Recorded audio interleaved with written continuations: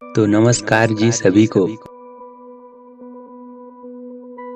तो आज के इस वीडियो में हम जानेंगे कि जो लोग परमात्मा एक मार्ग में नहीं है, उनको सेवकों के द्वारा तीर्थ बनाकर देना उचित है या अनुचित। तो आज की इस वीडियो में हम इसी पर विस्तार से चर्चा करेंगे। तो मानव धर्म के संस्थापक महान त्यागी बाबा जुमदेव जी ने इस दुनिया के दुखी, कष्टी, गरीब, श्रमिक, बुद्धिहीन लोगों को मार्ग के प्रति, एक भगवान के प्रति जागरूक करने का, सभी को दुखों से मुक्त कर उन्हें स्वावलंबी बनाया है। आज मानव धर्म का कोई भी सेवक जिसके ऊपर आपत्ति या कोई दुख निर्माण होते हैं, तो वो अपना दुख स्वयं तीर्थ बनाकर ग्रहण कर दूर कर सकता है। हम जब इस मार्ग में नहीं थे तब दुखों से परेशान थे, इधर उधर भटकते थे और पूरी तरह अंधश्रद्धा में लिप्त थे तथा बुरी व्यसनों के आदी थे।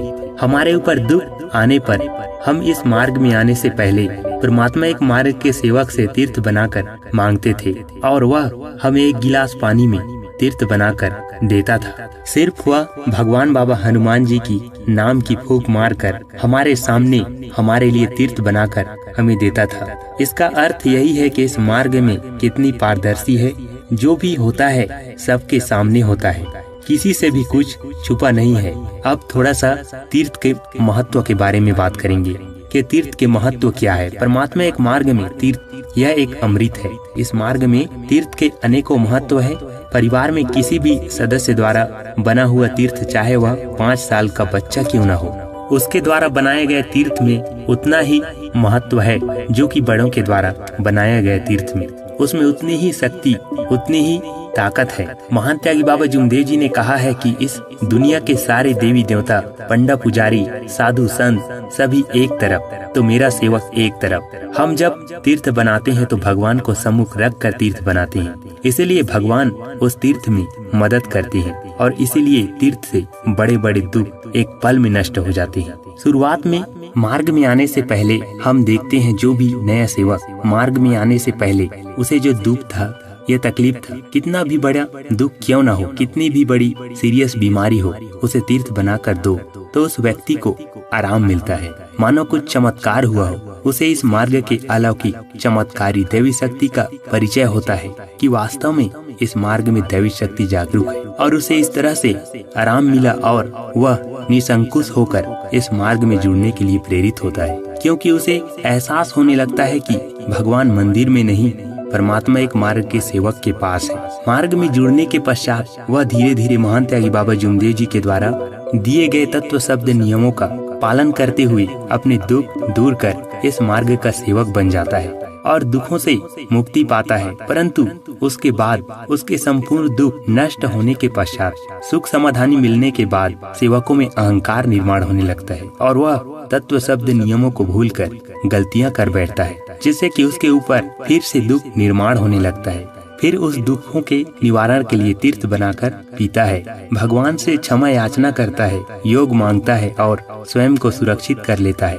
और उस सेवक को हमेशा यही लगता है कि दुख आने पर, गलतियां होने पर क्षमा याचना मांगो तो भगवान उन्हें माफ कर देता है, परंतु ऐसा संभव नहीं है, क्योंकि भगवान सब कुछ जानते हैं। वह दैवी शक्ति है, वह 24 घंटे जागृत है और तुम्हारे साथ 24 घंटे रहती है। कब तक वह अपने शब्द पर कार्य करेगा? उसे भी तो तत्व शब्द नियमों द्वारा चलने वाला सेवक चाहिए। फिर उसे जब आराम नहीं मिलता है तो वह सेवक कार्यकर्ता के पास दौड़ लगाता है, कार्यकर्ता के पास शब्द देता है कि मैं ऐसा गलती दोबारा नहीं करूँगा।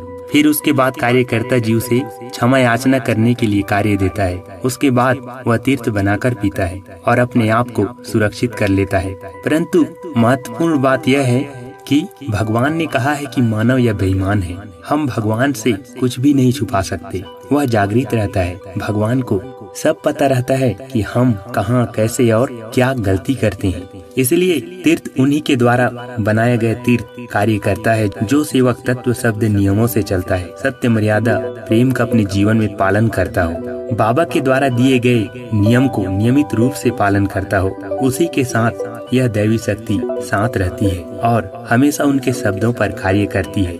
यह शब्द अपने व्यवहार पर कार्य करता है। यदि हमारे व्यवहार अच्छे हैं, हम तीर्थ बनाकर देते हैं तो वह अवश्य ही लाभ देगा। परमात्मा एक मार्ग के सेवक द्वारा बनाए गए तीर्थ अमृत से कम नहीं।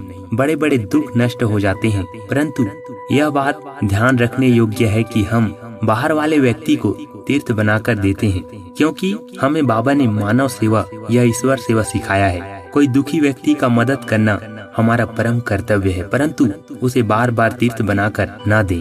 यह अनुचित है, नहीं तो लगेगा कि इसके तीर्थ से आराम मिलता है और वह व्यक्ति बार बार तीर्थ मांगने घर चला आएगा।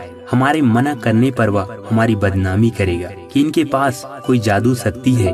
यदि वह व्यक्ति मार्ग में आने का शब्द वचन देता है, तभी उसे दोबारा तीर्थ बनाकर दे सकते हैं, अन्यथा ना दें। इस मार्ग में नहीं है उन लोगों को तीर्थ बनाकर देना उचित नहीं है। इसका भी एक कारण है, क्योंकि उन लोग इस मार्ग के अनुसार नहीं चलते। वे बुरे व्यसन अंधश्रद्धा से घिरे हुए रहते हैं और उन लोगों के लिए यह जागृत शक्ति तब तक काम नहीं करती जब तक वे इस मार्ग को स्वीकार के लिए वचनबद्ध न हो जाए।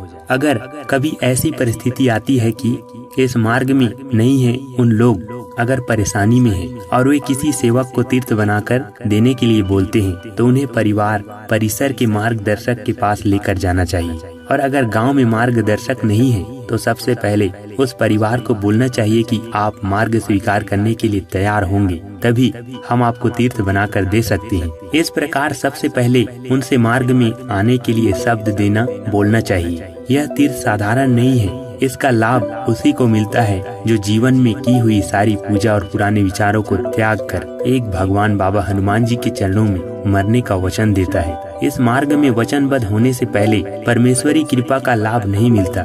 इस मार्ग में बिना पैसे से दुख और परेशानी कोई भी बीमारी दूर हो जाती है। हम सेवक लोग भगवान बाबा हनुमान जी के नाम का तीर्थ बनाते हैं। वह अमृत से कम नहीं है, ये तो आप जानते हैं, ये सभी सेवक जानते हैं। हमारे लिए तीर्थ का बहुत बड़ा महत्व है। तीर्थ से मरते हुए व्यक्ति को जीवन दान मिल जाता है और जो बाबा के दिए हुए तत्व शब्द नियमों का पालन करता है, उसकी बड़ी से बड़ी बीमारी एक पल में नष्ट हो जाती है। जो लोग इस मार्ग में नहीं हैं, उनको तीर्थ बनाकर देने से उसे जरूर आराम मिलेगा, लेकिन उसको बार बार तीर्थ बनाकर देना यह उचित नहीं है।